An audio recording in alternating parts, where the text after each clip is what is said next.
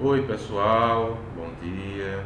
Meu nome é Antônio Maranganha e eu vou hoje falar sobre um livro, de um escritor pernambucano chamado Wander Shirukaia. É, eu estou fazendo esse formato de vídeo, porque eu quero testar, experimentar, ver se ele funciona. Eu estava escrevendo textos longos no blog e como eu também estou trabalhando praticamente fazendo aulas para os alunos, aí eu fico com dores nos músculos dos braços e eu acabo diminuindo muito meu tempo de ficar em tela de computador. Então vamos falar sobre a obra de Wander Shirukaia, Wander é um escritor pernambucano. Ele é nascido em Barueri, lá em São Paulo, mas como eu já disse outras vezes, isso não vai tirar dele o status de nordestino, porque uma coisa é você ter nascido em um lugar, outra coisa é você ter uma cultura na qual você nasceu e com a qual você se identifica.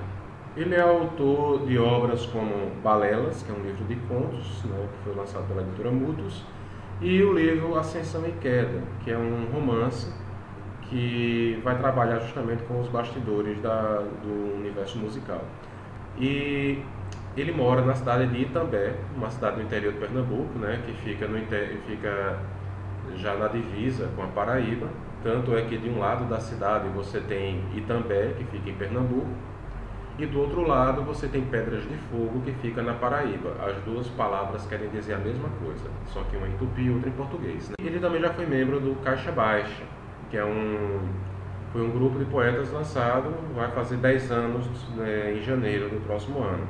É um grupo de poetas que surgiu aqui em João Pessoa, mas que reunia muitos paraibanos radicados na Paraíba e, no caso dele, pernambucano. O livro de Wander, o que eu vim trabalhar hoje, falar sobre ele, que é este aqui, Tráfico de Violência, certo? Tráfico de Violência é um livro de contos publicado pela editora Enclave. Falarei mais dela depois no final do vídeo. E esse livro de contos ele vai trazer umas coisas bem interessantes, Primeiramente, não são contos que qualquer pessoa esteja preparada para ler, porque eu acredito que leitura exige um certo preparo. Tanto faz você querer ler um conto de Tolkien ou um conto de José de Alencar, você vai precisar ter um preparo para aquilo. E no caso dos contos de Wander, como eles são bastante intensos, então isso exige que um leitor esteja preparado para ler, certo? Eu acredito que o preparo é tudo na leitura. Depois eu entro nesses detalhes se alguém quiser que eu fale sobre isso, Mas o livro Contos, de Tráfico de Violência, ele trabalha com contos trágicos, principalmente tragédias familiares. Vários outros autores em português trabalhavam com tragédias familiares. Poderia citar Nelson Rodrigues, Dalton Trevisan, mesmo Rubem Fonseca fazia isso. Se bem que o Rubem Fonseca tinha um outro aspecto mais voltado para a violência urbana, E todos esses contos, essas histórias do Wander, a pessoa quando lê percebe que existe sim uma influência desses autores. Lembrando que isso não é algo negativo. Todo escritor tem uma marca de suas leituras nas suas obras. E no caso de Wander, dá para se perceber a marca desses três escritores, um Nelson Rodrigues, um Dalton Trevisan e um Rubem Fonseca. Seja na construção das frases, seja nas temáticas abordadas, seja nos desfechos das histórias.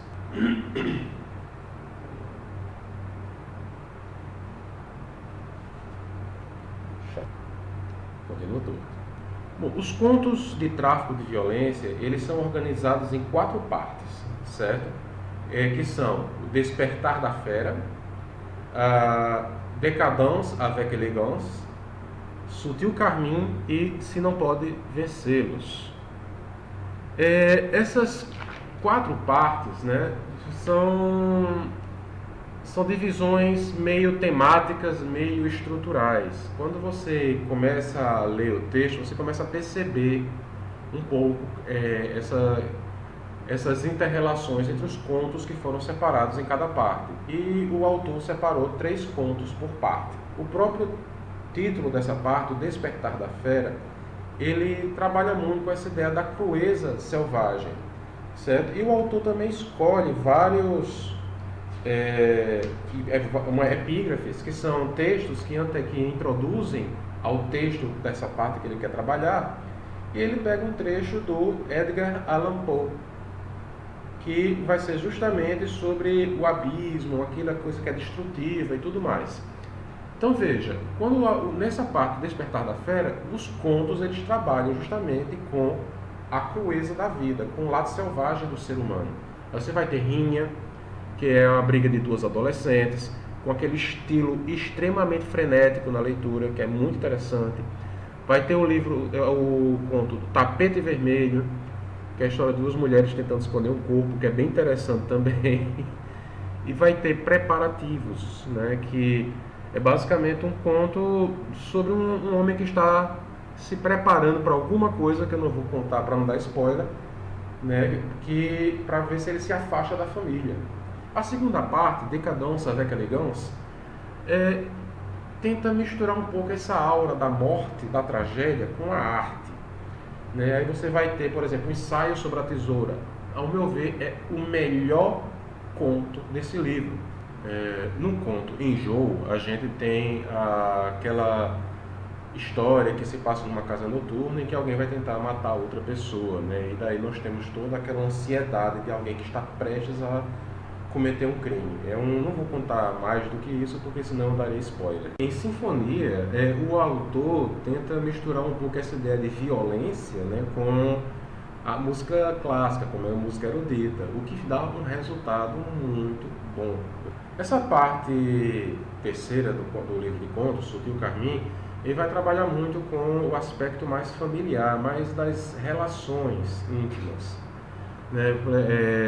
Tanto é que ele vai trabalhar bastante, por exemplo, com relações que são rompidas. No caso, Primeira Fila é uma estudante, uma adolescente. Em Nudez é uma moça que posou nua e o namorado não gostou. E Cartões Postais de um Coração Partido é um homem mandando para uma mulher praticamente os postais após o fim de um relacionamento. Então você vê que é tudo a questão, a parte do rompimento das relações. E como isso é importante na vida das pessoas também, falar sobre isso. A quarta parte, se não pode vencê-los, é uma parte também com 3 contos, mas que vão trabalhar com a ideia da clandestinidade. Os 3 contos dessa última parte, eles são, primeiro, A Melhor Maneira Impossível. É um conto meio Nelson Rodriguiano, né? Alguém que tem uma certa posição dentro de uma empresa, está traindo a mulher com uma mocinha nova, dá a entender até de menor de idade, mas basicamente nós temos aí um conto que destoa de todos os outros contos, né? Eu não diria que é o pior conto do livro, é o conto menos bom, né? Porque todos os contos são ótimos. Mas porque eu digo isso porque a gente já prevê o que vai acontecer na obra, a gente já prevê a história inteira já desde o início, né? Então é um conto mais previsível, que distorce de todos os outros que são contos altamente imprevisíveis. Por isso que não se pode falar muito sobre o enredo sem dar spoiler nos outros, por causa do grau de imprevisibilidade. O conto Um Sonho Longe dos Olhos vai justamente trabalhar com o aspecto político das relações, principalmente dessas relações eróticas, né? Também dá a entender que tem gente menor de idade envolvida, ou que é alguma coisa que destoa do resto da sociedade, do que a sociedade acharia aceitável. E aí nós temos um candidato a vereador que se envolve com essa mocinha, e aí ninguém sabe, não dá a entender muita coisa do que está acontecendo ali, né? Se eu disser minhas opiniões, as minhas impressões, eu vou dar spoiler, né? Isso não é um vídeo de teoria. E finalmente Tráfico de Violência, que é um conto também muito bom, muito bem feito, que vai trabalhar com a violência doméstica, né? Daí o título do livro, Tráfico de Violência. É interessante porque isso vai mostrar que, nesse caso, mais uma voz masculina. E sabe-se que na voz masculina, o homem que comete a violência doméstica, ele tenta se justificar. Então, o conto tem um narrador tentando se justificar. né? O que eu acho interessante, porque isso vai criar um destoamento com o resto do livro. Então, o livro inteiro ele tem essa pegada de trabalhar com as violências cotidianas, algumas extremadas, bastante extremas, e que fazem parte do dia a dia nosso, da nossa comunidade, dos nossos vizinhos. Então, é uma obra que pode ser ambientada em qualquer cidade, né? Pode ser ambientada em Pedras de Fogo, pode ser ambientada em João Pessoa, em Brasília ou em Paris, né? Qualquer lugar onde tenha pessoas se relacionando, pode haver esse tipo de violência, de situações. Então, é um livro que eu recomendo muito, muito mesmo, para quem quiser algum contos que sejam mais realistas. Esse livro foi publicado pela editora Enclave, que é essa aqui, certo? Que publicou não somente esse, como também este livro aqui do autor Bruno Ribeiro, que é Zumbis, e que são livros artesanais. A proposta da editora inicialmente era produzir livros artesanais.